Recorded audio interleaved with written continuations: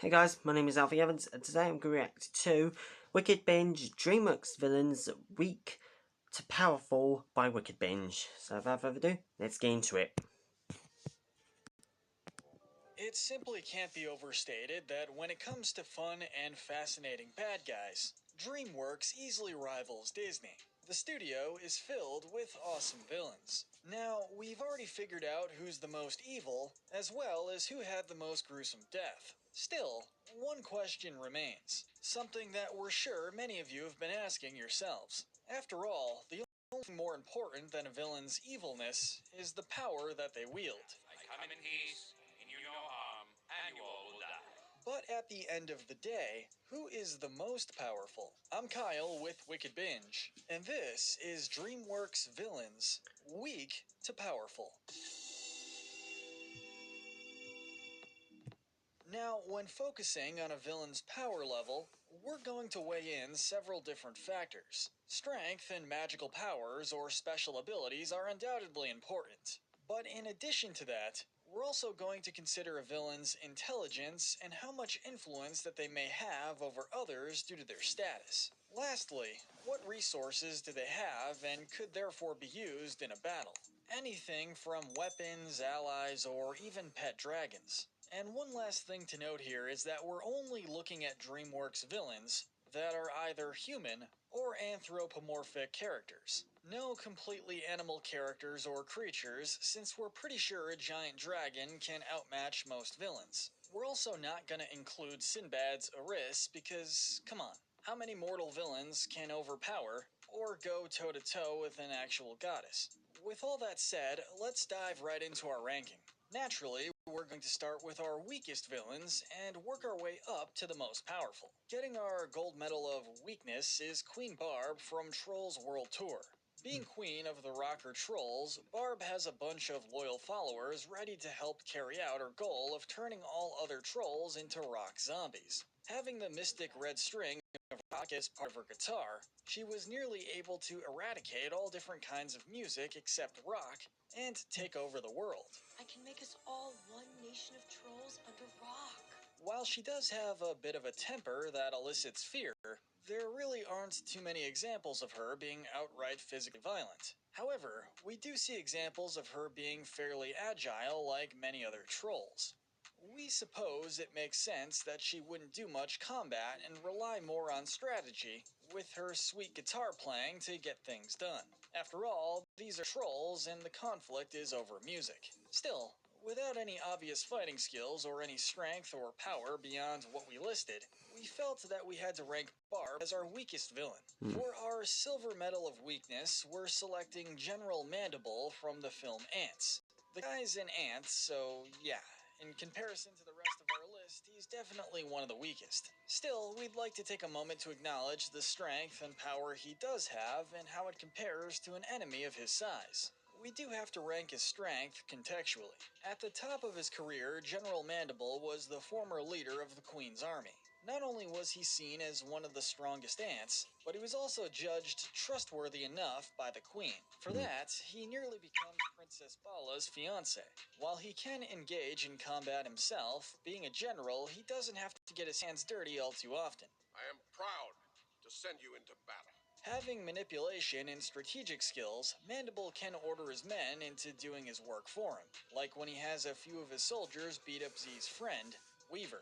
He can be a charismatic and persuasive leader, being able to convince the rest of the colony that Z was an enemy with just one speech. He was also able to trick the most loyal soldiers into attacking a termite colony, which turned out to be a suicide mission. However, his weaknesses are his war-hungry and xenophobic nature and his short-fused temperament. He is pretty short-sighted and doesn't always make the smartest decisions due to his emotions. Though obviously strong, Mandible didn't have many scenes of him actually fighting, and even his bulk wasn't enough to save him from death in the end. Earning the bronze medal of weakness is the Toad from Flushed Away. Being a crime lord, the Toad is not someone you want to mess with. He's a madman! Run away! Run! Although he hates rodents with a passion, he has an army of hench rats at his command in addition to a small elite team of frogs. Being a former pet from the surface world, he is very informed about the world above the surface. He actually possesses a ton of resources from there, ranging from a room full of treasures to a supply of liquid nitrogen that he uses to freeze his enemies solid. Intending to wipe out the rats forever, Toad actually came pretty close when he used his knowledge of the sewer's floodgate system and nearly drowned all of them. While all these projects power impressively to back up his mob boss status, the Toad doesn't have much to show regarding physical strength. We don't see him fight on his own, much like Mandible. He may be big and strong for a Toad, but the guy is no fighter. In that sense, we see why he kind of has to rely on his intellect or help from rats and frogs. Moving on to Chicken Run's Mrs. Tweety. And here comes the adverts again. No thanks. There's no doubt that Mrs. Tweety is very evil and cruel.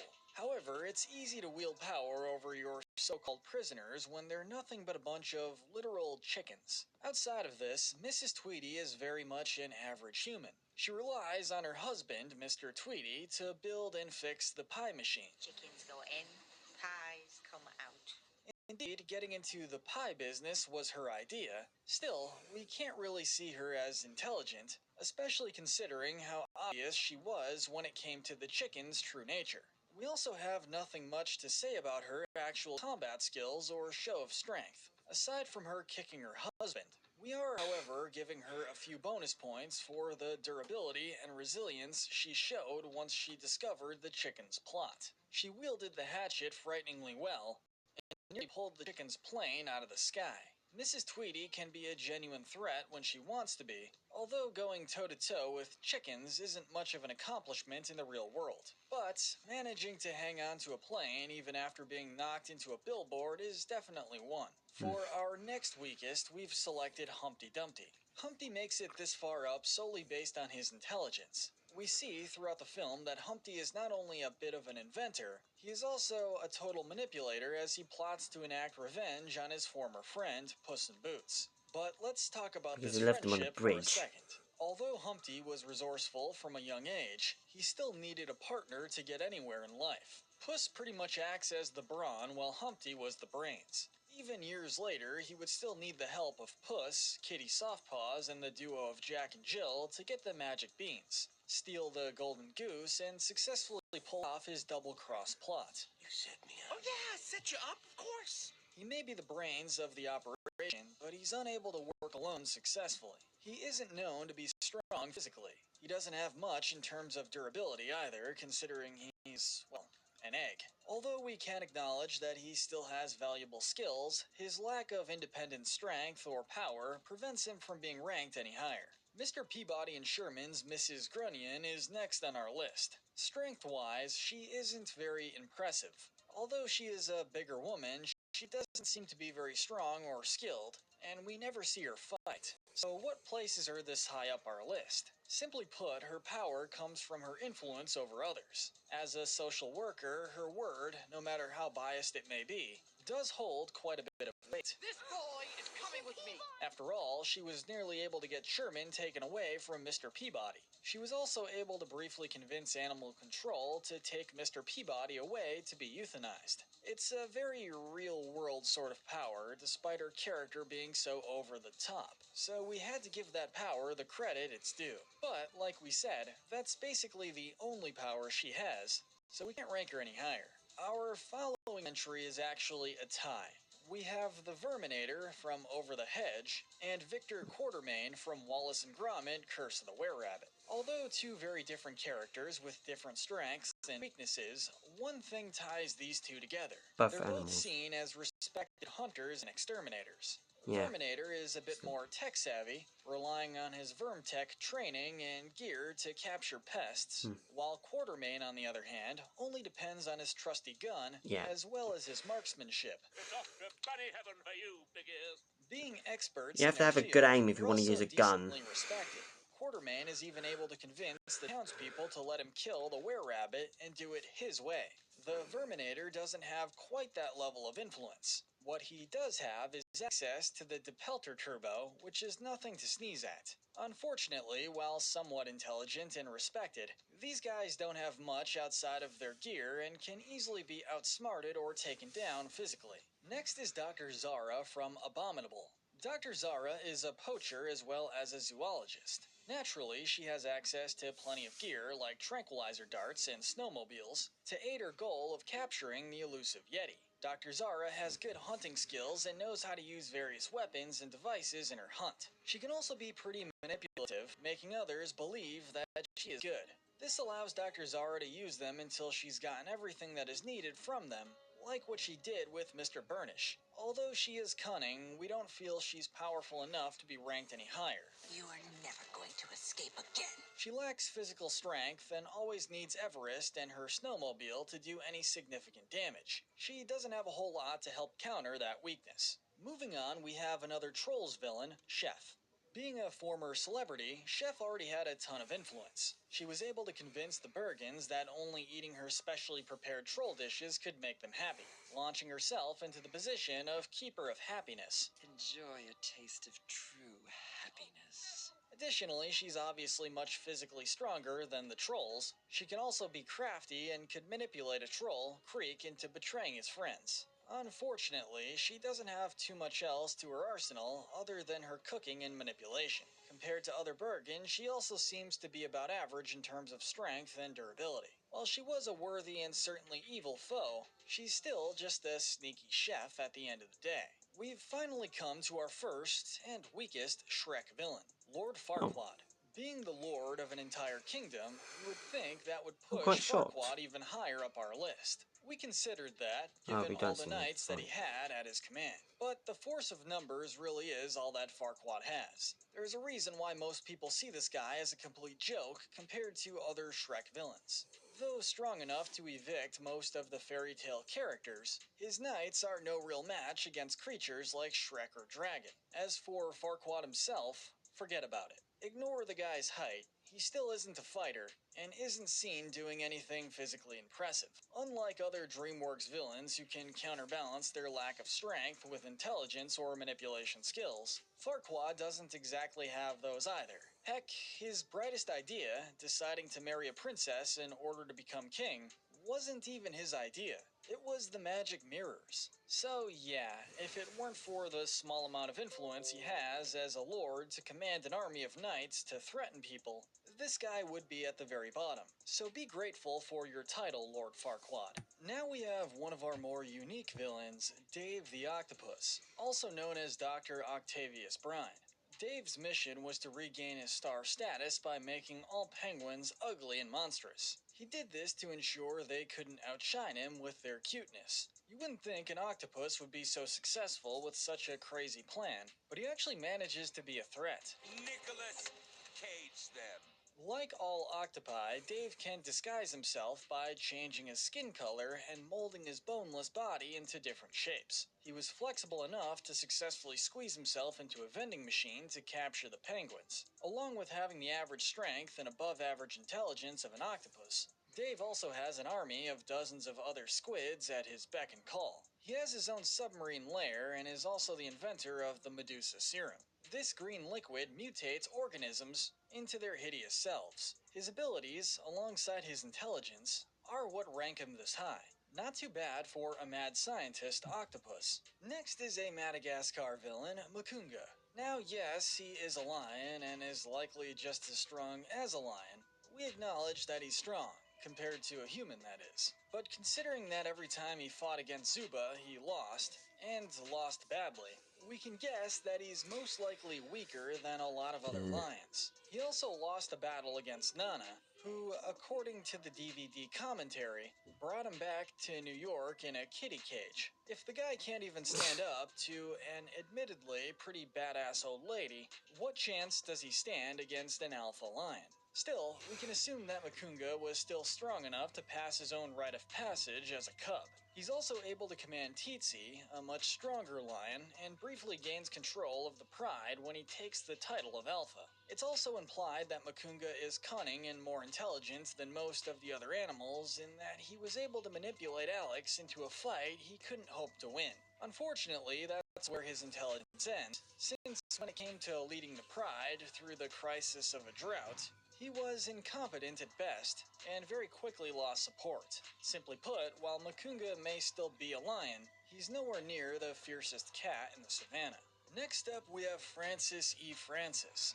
Formerly known as Super Colossal Big Fat Boss Baby, Francis used his knowledge of babycore to try and get back at his former employers through his own business, Puppy Co. Francis is charismatic, determined, and relentless, though also slightly unhinged. In a movie as wacky as this, that's to be expected. Naturally, as the owner of a big company, Francis has plenty of money and influence to throw at his problems. He was able to step in and kidnap Tim's parents under the guise of a business trip. He even threatens to kill them if Tim or Boss Baby gets in the way.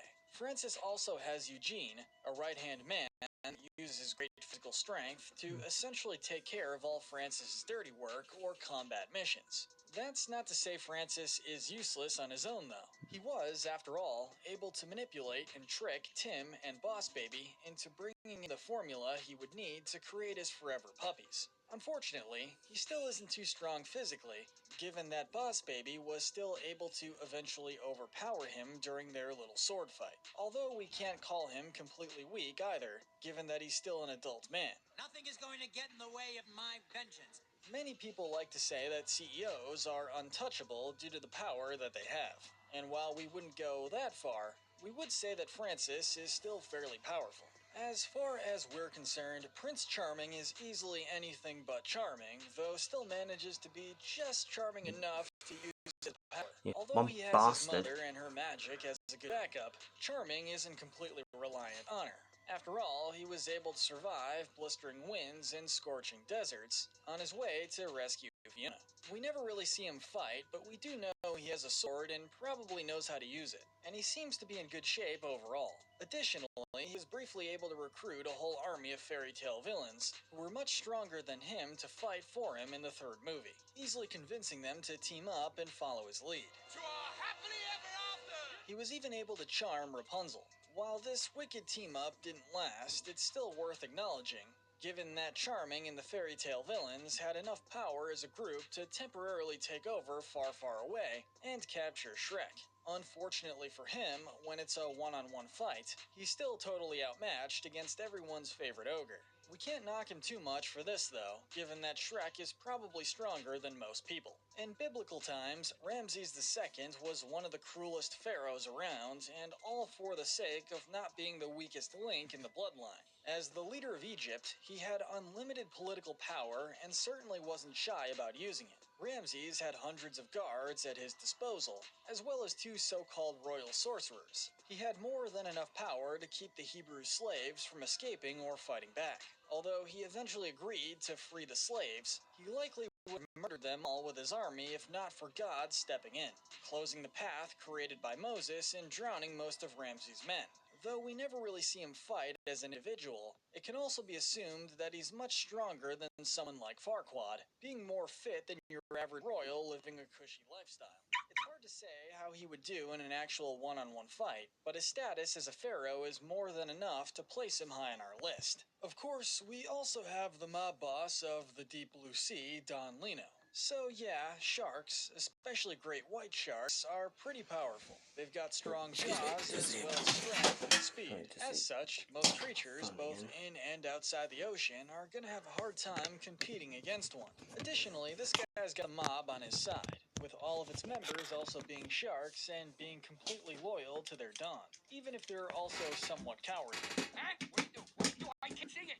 But while Don Lino may be powerful on a real-world level, Okay, he much better. still isn't too powerful in terms of an actual fight. All he can do is charge and bite, and as we see in the climax of the film, With enough strategy and some convenient much better. whale wash equipment to use as restraints, he isn't too hard to take out. Perhaps it's a bit silly to include what is essentially just a normal shark on a power level ranking list. On the bright side, now we know that everyone after Dawn is likely strong enough or resourceful enough to successfully take on a great white. Our next villain is Professor Poopy Pants, and with him comes the start of our super or extraordinary baddies. Despite having a silly name, Poopy Pants is not one to take lightly. As an inventor, the professor created machines that can do both great good and great evil, depending on how they're used. This can range from growing and shrinking objects to brainwashing an entire school of students and forcing them to repress their sense of humor to, well, building a giant robotic man-eating toilet. That last one is a bit weird, but it can still get the job done in terms of winning a fight. He also had a suitcase full of weapons, so you get the sense that he can fight for himself if he needs to. In the cage now! Additionally, it's implied in the film that Poopy Pants is smart enough to invent anything he needs to, with his inventions nearly overpowering George and Harold. He can also be observant in that he was able to figure out that Melvin was the key he needed in order to make sure no kids ever laughed at him again. While we still can't call him the most powerful, as his inventions aren't flawless, and can still fail or be used against him, his skills and arsenal seem like they'd be more than enough to help him take over the world, if not only for a certain pair of kids and an underpants-wearing hero. Next is Pitch Black. Also known as the Boogeyman, Pitch is cunning, tyrannical, and manipulative. This is especially seen in how he's able to tune into a person's fear and use that against them, whether it's children and their nightmares, or Jack Frost and his fear of being forgotten. Originally, he was a powerful master of terror due to humanity's great fear and terror of the dark. But after the Guardians came along to give light and happiness, causing Pitch's power to wane. He still manages to put up a fight and uses other tactics whenever his physical abilities aren't enough. Though, speaking of those abilities, Pitch can use his fear-based powers to cause nightmares. He can control darkness, dark magic, and nightmare sand, using all of these things as either an attack or a defense. Still think there's no such thing as the boogeyman?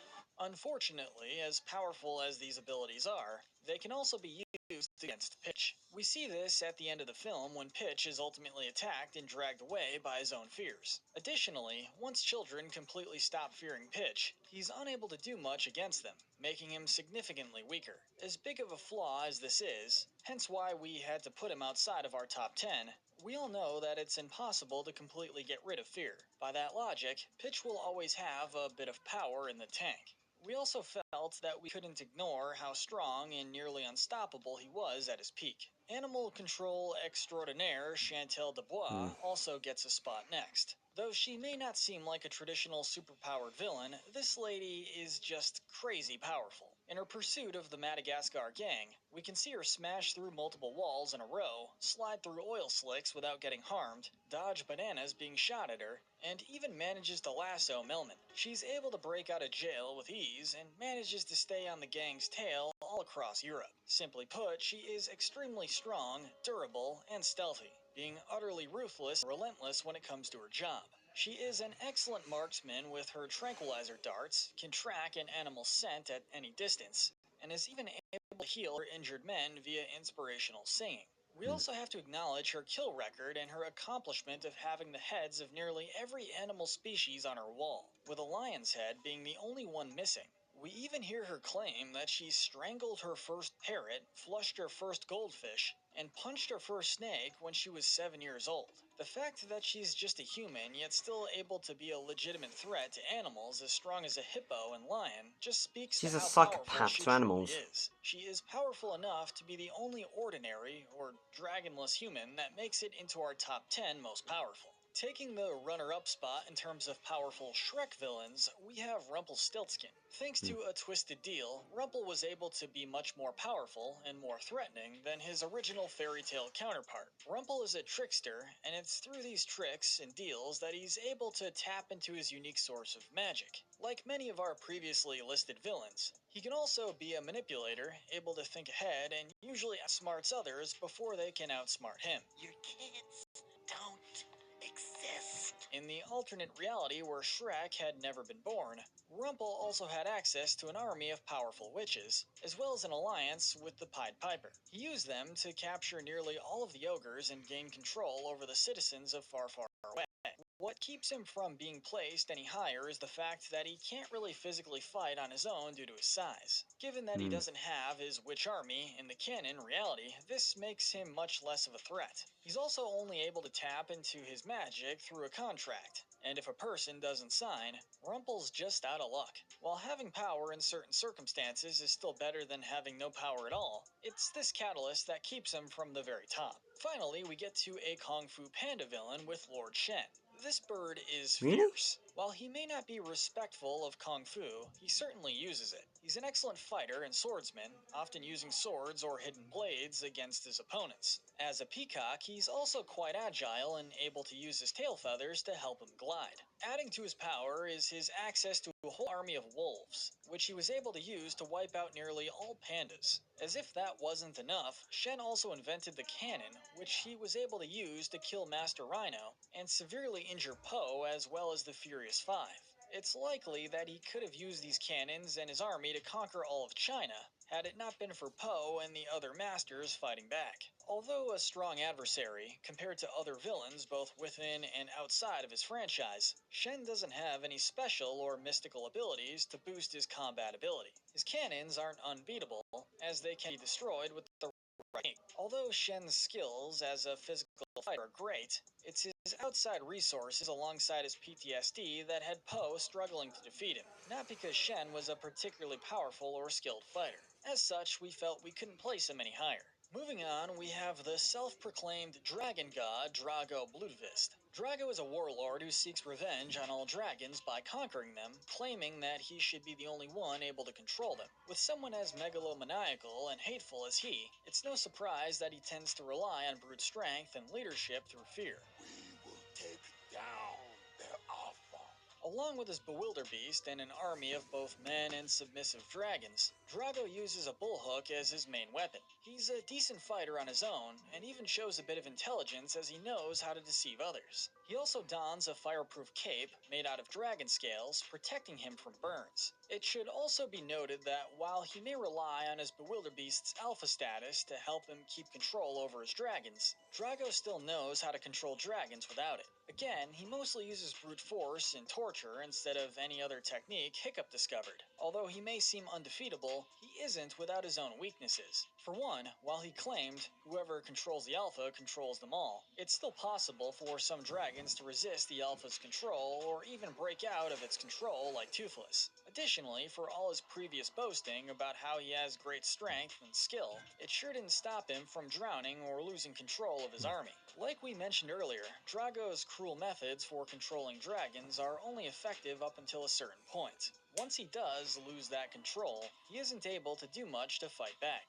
Just outside of our top 5, we have Fairy Godmother, the very last of our Shrek villains. Much like Rumpel, Fairy Godmother's main source of power is her magic. But unlike the infamous Dealmaker, Fairy Godmother can access her magic much more quickly and without needing to make a contract with someone. Through her magic wand, she's able to cast a variety of offensive and defensive spells. She can create materials like fabric for pretty dresses out of thin air, and even bring inanimate objects to life. For any spell that she can't do herself, she just so happens to have a whole factory filled with artificial magic that she and her employees create through the production of potions. These employees are also armed with crossbows and can fight back if necessary. But perhaps more powerful than Fairy Godmother's magic is her influence and manipulation skills. Thanks to her reputation as someone who makes dreams and wishes come true, she is someone who the kingdom of Far Far Away utterly admires and trusts. This gives her the status of a celebrity,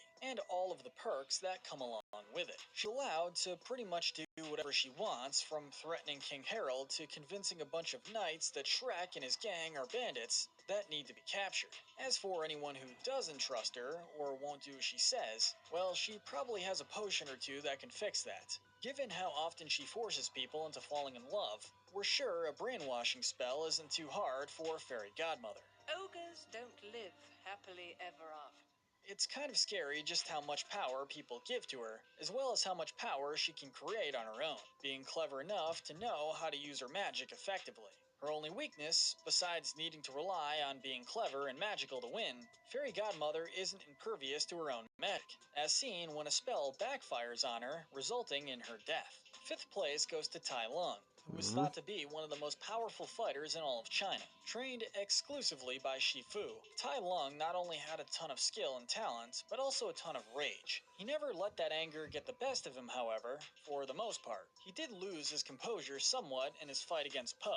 Still, that doesn't take away from his master status. Even with all the contingency plans in place, the prison wasn't able to hold Tai Lung, who managed to escape without really breaking a sweat. He defeated the Furious Five while fighting on a bridge that was slowly becoming destroyed. He can even temporarily paralyze his opponents by using a chi blocking technique. He's got extreme strength and speed, as well as a great endurance and agility. Though he doesn't fight with any weapons, he's still a snow leopard, so his claws more than cover that particular oversight. He's also much stronger than someone like Lord Shen, pretty much being his own army instead of needing to hire one. Though he's incredibly powerful, he's certainly not invulnerable. His paralyzing technique failed against Po. He was unable to counteract the panda's non-traditional fighting style.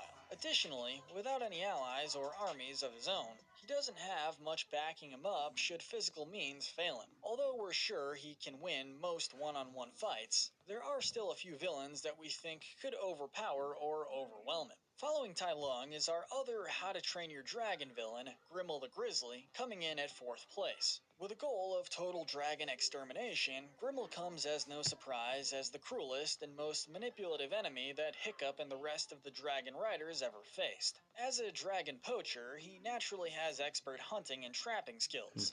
Have my dragon ready when I return. He's an excellent marksman, using crossbows as his main weapon of choice, and has grand leadership and manipulation skills. Further adding to his skills as a poacher, he can be extremely stealthy and even has a high pain tolerance, making him come off as pretty durable. Enough for him to stand up against nearly any dragon without fear. Some of his more intellectual successes include the discovery of the Death Gripper's venom, which he was able to then use against 6 of them to make them loyal and obedient. We also see his inventions of a dragon-powered airship and a harpoon crossbow that could pierce any dragon's hide. Grimmel was also clever enough to use a light fury as bait in his attempts to capture Toothless. He was shown to outsmart Hiccup several times. With his reputation as a hero, he was able to use his influence to convince other people and villages that dragons are nothing more than savage, mindless beasts. Although it's done indirectly, and after his death, it could be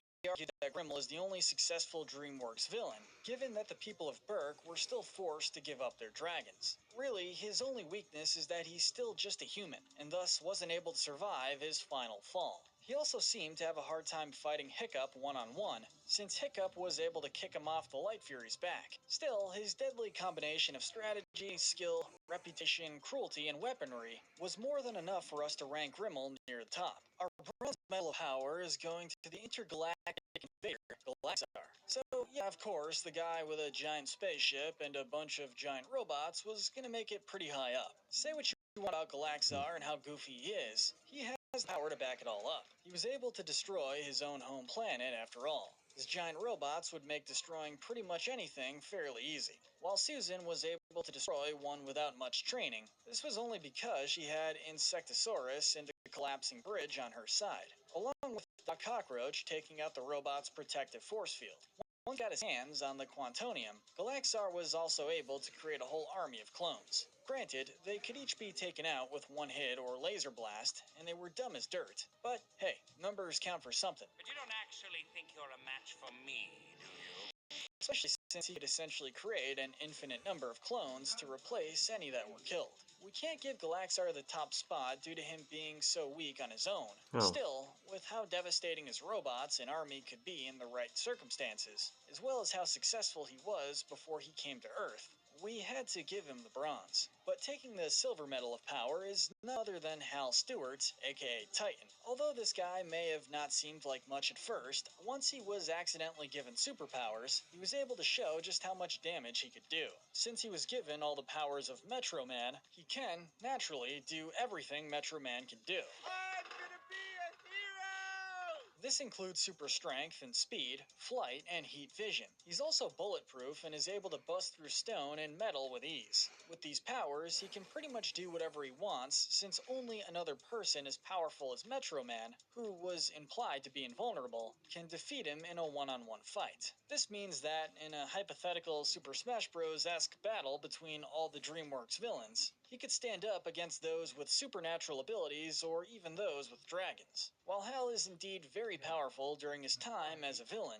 there are a couple small details that keep him from our top spot. The obvious reason is that he loses his powers at the end of the film, turning him back into an everyday powerless nobody. In his normal form, he doesn't have any particularly impressive skills or strengths. This leads us into our second because he's also pretty dumb and arrogant, both as a normal dude and as a supervillain. He can easily be Sorry about the noise in outsmarted the and background. manipulated by someone like Megamind. The latter was ultimately able to depower and defeat Hal, despite him and his inventions being physically weaker. It just goes to show that while pure strength can be a great example of having power, it can't trump everything. And finally, our gold medal of power goes to Kai. Once a friend of Master Oogway, Kai allowed power to go to his head when he discovered how to steal chi. With this ability, he was not only able to send people to the spirit realm and use their chi to boost his own power, he could also use the chi he captured to create jade zombies, in the likeness of the warriors he stole from.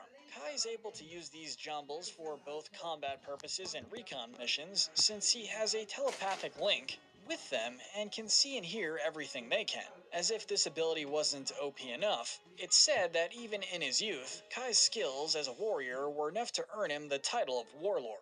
As a warlord, he was knowledgeable about military protocols and logistics. He was able to lead a large army without any form of difficulty and show great tactical leadership. He was skilled and powerful enough to fight against Oogway, who was considered the most powerful kung fu master in history, in a battle so intense that it shook the earth. While Tai Lung and Lord Shen were masters in their own right, Kai just seems on a whole other level. This guy's strength is just legendary. I will show you the true power of Chi. He is even considered somewhat supernatural, being enough to tear down and swing a statue or even cleave small mountains in half. He doesn't just fight with his own fists, though. Kai is a master at using his jade swords as well as chain whips. We also have to acknowledge that he is literally a bull. With the weight and horns that come with being a bull, it's easy to see that these attributes could easily take out a snow leopard or a peacock in a real-life animal world. Kai was also shown to be pretty durable, as seen when he was able to carry Oogway all the way to the Panda Village, despite the harsh conditions. His supernatural physiology prevents him from fatigue, aging, disease, and even most injuries, at least in the mortal realm. Finally, he's able to resist the finger hold technique, but only because the move only affects mortals. Simply put, he's a Kai spirit has warrior. very few weaknesses, because he's only affected by chi-based attacks or an overloading of chi. Only a master in both chi and martial arts, like Po, can take him down. Needless to say, these masters can be pretty rare. So, if you're not a master in both, good luck. Admittedly, his zombies can also be seen as a weakness. If Kai is trying to control too many at a time and they're all being hit, this can lead to him experiencing sensory overload. But even with these weaknesses, Kai is still a force to be reckoned with, able to defeat and capture nearly anyone with ease. For these reasons, we're happy to give Kai the title of most powerful Dreamworks villain. Well done, What do Kai. you think? Let us know in the comments section below if you agree with our ranking, and tell us what character you think is the most powerful. Remember to hit that notification. Personally, I think Shen should be more higher than the original should be. So yeah, that was Wickedbinge, Dreamworks villains, weak to powerful. Which villain do you think should have been powerful? Which villain do you think should have been weakest? If you guys enjoyed it, please like, share, and subscribe if you haven't already. And also go subscribe to Wickedbinge if you haven't already. And as always, until next time, peace out.